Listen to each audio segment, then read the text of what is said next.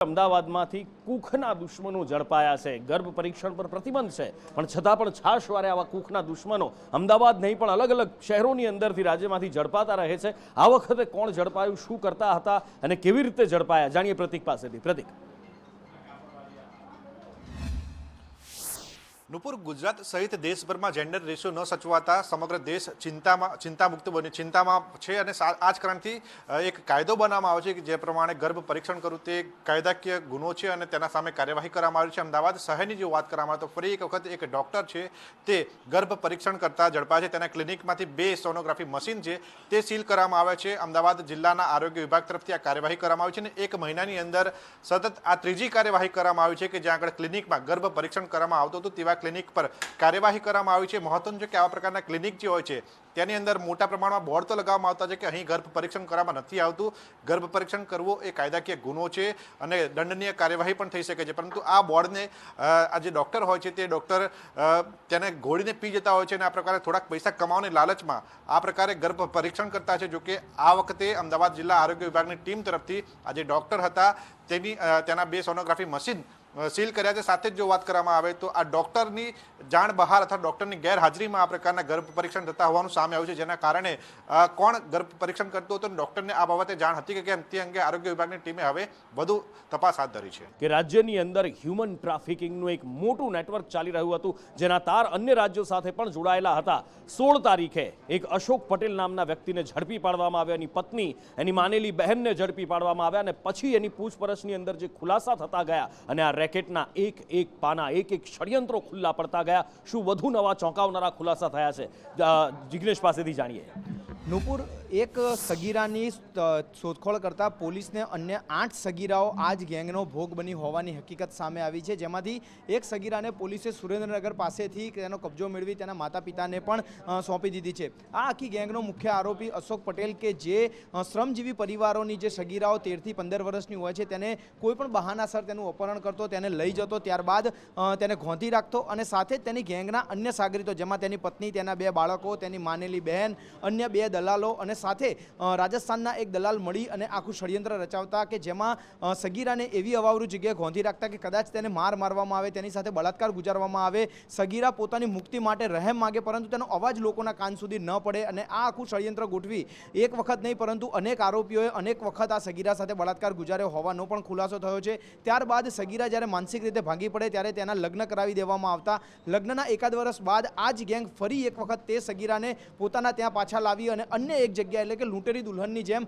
તેને અન્ય જગ્યાએ પણ બિલકુલ જિગ્નેશ, જે વાનખેડે વાળો આખો કેસ હતો, આર્યન ખાનની ધરપકડ અને ત્યારબાદ શાહરૂખ ખાન અને વાનખેડે વચ્ચેની વાતચીતના જે અંશ સામે આવ્યા એના ઉપર પ્રતિક્રિયા આવી રહી છે, એના ઉપર અત્યારે સ્પષ્ટતા થઈ રહી છે। જરા સાંભળી લઈએ શું કહી રહ્યા છે।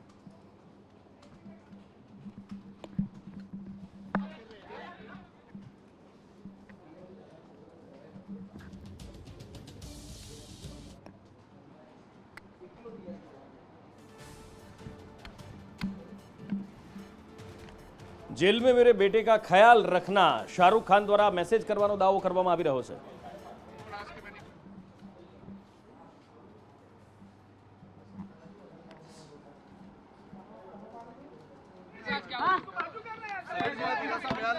बॉम्बे हाई कोर्ट के अंदर जो हमने क्वॉशिंग की पिटीशन डाली थी, हमने सुबह को 10 बजे मेंशन करी और बताया कि ये एक अर्जेंट मैटर है। 2:30 बजे कोर्ट ने उसको रखा, सर्विस करने को कहा था। सीबीआई को सर्विस हो गई, एनसीबी को सर्विस हो गई। दोनों डिपार्टमेंट की तरफ से उनके वकील और ऑफिसर्स कोर्ट में मौजूद थे। आर्गुमेंट्स के दौरान हमने कोर्ट को ये बताया कि ये पूरा का पूरा केस जो है FIR 11/5/2023 के तहत में प्रिवेंशन ऑफ करप्शन एक्ट और 388 के तहत जो रजिस्ट्रेशन किया गया है वो बिल्कुल बेबुनियाद और इलीगल है, क्योंकि section 17A prevention of corruption act के तहत जो भी इंक्वायरी और इन्वेस्टिगेशन जो करनी है उस तारीख से करनी है 4 महीने के अंदर। जिस तारीख को पब्लिक सर्वेंट ने एक पर्टिकुलर केस के अंदर गलत डिसीजन लिया था, जिस गलत डिसीजन की बुनियाद के ऊपर डिपार्टमेंट को यूं लगता है कि भाई प्रिवेंशन ऑफ करप्शन एक्ट के चार्जेस लग सकते हैं। केस जो है कॉर्डिलिया का वो अक्टूबर 2021 का है। तो वैसे अगर तुम देखा जाए FIR के अंदर मिस्टर कपिल जो कि एनसीबी के ऑफिसर है, जो कि कंप्लेनेंट है, उन्होंने ये कहा है कि 94 ऑफ 21 केस नंबर 94 ऑफ 21 जो कि 2/10/2021 को रजिस्टर हुआ था, उसी केस के सिलसिले में समीर वानखेड़े ने कुछ गलत डिसीजंस लिए। वो डिसीजंस इनके हिसाब से प्रिवेंशन ऑफ करप्शन एक्ट के तहत केस बनता है। 17A के तहत वो डिसीजन अगर अक्टूबर 21 में लिया गया तो सेकेंड प्रोवाइजो के हिसाब से उनको 4 महीने के अंदर इस इंक्वायरी को खत्म करके एफआईआर रजिस्टर करना था, जो कि इन लोगों ने नहीं किए। स्पेशल इंक्वायरी टीम जो बनी थी एनसीबी के अंदर, वो बनी थी 25/10/2021 को। अगर आप 25/10/2021 की भी डेट लोगे तो 4 महीने से बाहर जाता है और इसलिए वो इलीगल एफआईआर करार दिया जा सकता है।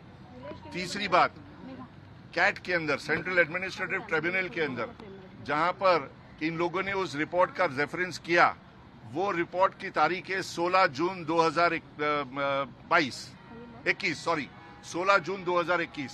16 जून 2021 की भी अगर तुम डेट लो तो उस रिपोर्ट से 4 महीने के बाहर ये पूरा एफआईआर पड़ता है।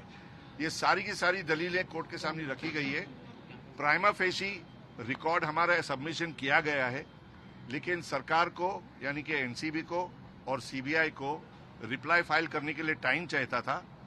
वो टाइम दिया गया है। एनसीबी ने टाइम मांगी मंडे तक के, सीबीआई मांग रही थी 1 हफ्ते भर का टाइम, लेकिन कोर्ट ने कन्वीनियंस के तौर के ऊपर मैटर को अब रखा है 22 तारीख तक। પ્રજાના પ્રતિનિધિઓને પ્રજાના કાર્યોમાં રસ કેટલો છે એની, કારણ કે જ્યારે કોર્પોરેશનની જનરલ બોર્ડની મીટિંગ મળતી હોય છે અને કોર્પોરેટરો હોય જે નગરસેવકો એ મોબાઈલમાં વ્યસ્ત રહેતા હોય, આવું જોવા મળે એટલે સમજી શકાય છે કે કોને કેટલી ચિંતા છે। પણ રાજકોટ મહાનગરપાલિકાએ આ વાતને ગંભીરતાથી લીધી છે અને એક મહત્વનો ઠરાવ પસાર કર્યો છે। શું છે, મયુર સરવૈયા પાસેથી જાણીએ। મયુર।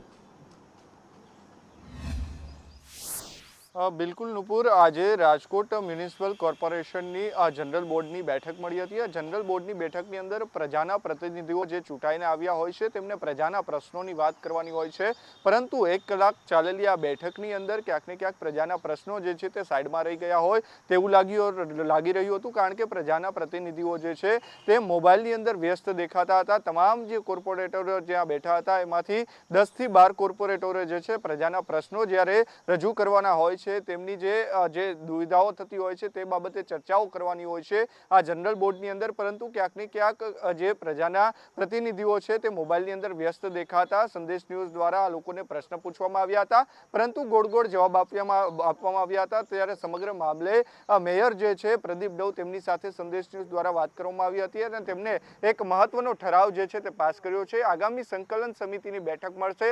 આ બેઠકની અંદર તમામ કોર્પોરેટરોને સૂચના આપવામાં આવશે, કડક સૂચના આપવામાં આવશે કે મોબાઈલની જે ઉપયોગ જે છે તે ટાળવો જોઈએ, કારણ કે 1 કલાક જે છે તે પ્રજાના પ્રશ્નો માટે આપણી જનરલ બોર્ડની અંદર જરૂરિયાત છે।